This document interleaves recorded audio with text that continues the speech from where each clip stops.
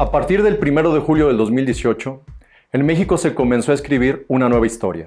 Una historia donde aparentemente se abatiría la corrupción, el abuso de poder y la impunidad. Una historia basada en la esperanza de un cambio real en el sistema de gobierno. Un cambio tan anhelado y necesitado por un país que ha sido saqueado por décadas. Por un país surgido de justicia. Por un país donde la sociedad ha llegado al hartazgo hacia la clase política. Un país que depositó su confianza en una supuesta esperanza que se ha ido difuminando con el paso del tiempo, ya que el tan anhelado cambio que México requería fue desplazado por los proyectos personales de quienes están en el gobierno federal para convertirse en un proyecto basado en la demagogia. El principal juego del presidente ha sido la polarización de los sectores sociales, donde la manipulación de la información ha sido una de sus principales armas, además de confrontar constantemente a los de abajo, como él los llama, con los fifís, neoliberales, empresarios y demás grupos que ha etiquetado y desprestigiado desde que asumió el poder. Este comportamiento del gobierno federal ha provocado la reacción de varios simpatizantes, quienes han externado comentarios tales como: "Me alegra que por fin los fifís sepan lo que es vivir en la pobreza". Comentarios de esta naturaleza están basados en el resentimiento social que ha sido generado por el abuso de los gobiernos hacia la sociedad mexicana durante décadas. Y esto nos lleva a pensar que muchas personas prefieren adoptar una postura como la siguiente: si no lo puedo tener yo, tampoco lo debes tener tú. Lo cual es entendible por lo anteriormente descrito. Pero lo peor que podemos hacer es incrementar el rencor social en México, ya que definitivamente no es lo que nuestro país necesita en este momento. Y es que en general hemos olvidado que nosotros, los seres humanos, somos una especie soñadora y aspiracional.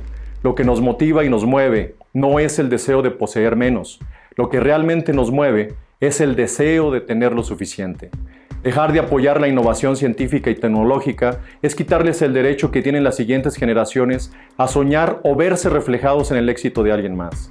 Sin embargo, pensar en la idea de crear una sociedad donde la justicia social se logra crucificando al que emprende, al que produce y al que genera la riqueza que el país necesita, entonces estamos condenados al fracaso como país, como sociedad y principalmente como gobierno, ya que el resultado donde han tenido el desacierto de implementar esta idea ha terminado en más violencia y más pobreza. El capital humano es lo que hace fuerte a un país, pero también a las empresas y a los empresarios. Y es que sin su talento, capacidad y experiencia, jamás sería posible llevar a cabo cualquier proyecto.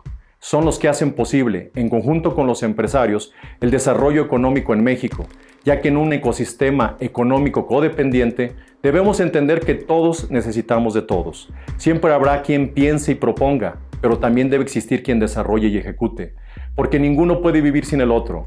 Pensar en apoyar y mantener económicamente de forma indefinida al sector social más desprotegido, destruyendo la fuente de ingresos más importantes para el gobierno, es un error fatal para el país.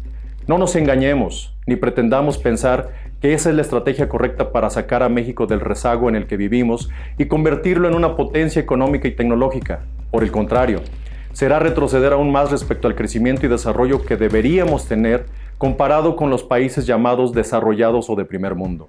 Debemos dejar bien claro que el gobierno no genera empleos. El gobierno debería ser solamente un gestor que facilite las condiciones para que los empresarios generemos los empleos que el país necesita y, por ende, el desarrollo económico que tanta falta le hace al país en este momento. Porque los empleos no se generan por decreto, así como la pobreza tampoco se elimina por decreto. Muy probablemente, después de esta crisis, miles de emprendedores y empresarios, micros, pequeños, medianos y grandes, cerrarán sus negocios. Vivirán un proceso complicado el cual no estaba dentro de los planes para este año. Pero la historia no terminará en ese momento, ya que estoy completamente convencido que después de vivir el duelo, se secarán las lágrimas, levantarán la cara y comenzarán de nuevo como los grandes guerreros que siempre han sido, pero mucho más fortalecidos, porque eso es lo que México necesita. México nos necesita a todos del mismo lado, en el mismo equipo y luchando por la misma causa, sin divisiones sociales y sin confrontaciones. Y aunque México siga sin un rumbo definido, sin dirección, sin estrategia y con otros datos, los empresarios seguiremos de pie.